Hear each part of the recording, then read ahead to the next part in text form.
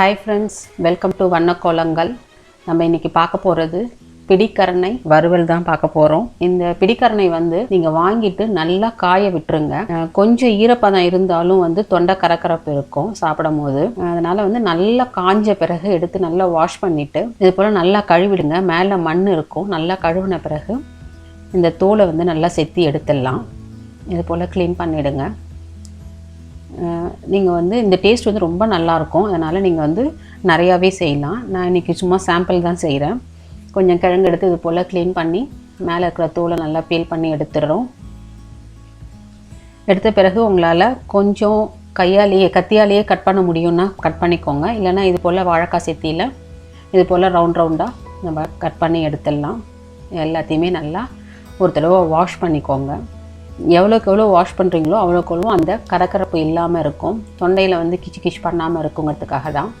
நல்லா வாஷ் பண்ண பிறகு இதில் கொஞ்சம் கார்ன்ஃப்ளவர் மாவு ஆட் பண்ணுறேன். கார்ன்ஃப்ளவருக்கு அப்புறம் கொஞ்சம் காரத்துக்கு தகுந்த மாதிரி மிளகாய்த்தூள், கொஞ்சம் மஞ்சள் தூள், உப்பு,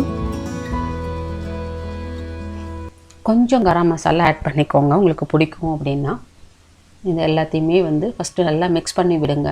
அப்புறம் கொஞ்சம் கொஞ்சமாக தண்ணி தெளித்து இது போல் எல்லாத்தையும் மிக்ஸ் பண்ணி வச்சுருங்க. ஒரு 5 to 10 மினிட்ஸ் இது அப்படியே இருக்கட்டும். நான் வானலில் எண்ணெய் சூடு பண்ணி வச்சுருக்கிறேன். 10 நிமிஷத்துக்கு அப்புறமா நம்ம மிக்ஸ் பண்ணி வச்சுருந்த பிடிக்கரணையை ஒன்றுன்னா இதில் எண்ணெயில் போட்டு நம்ம ஃப்ரை பண்ணிடலாம்.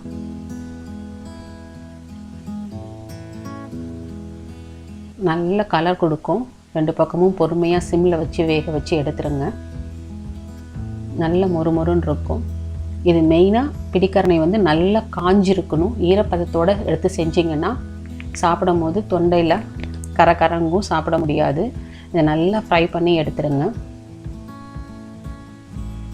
பாருங்கள், 2 பக்கமும் பொறுமையாக திருப்பி விடுங்க. நான் அடுப்பை வந்து சிம்மில் தான் வச்சுருக்கிறேன்.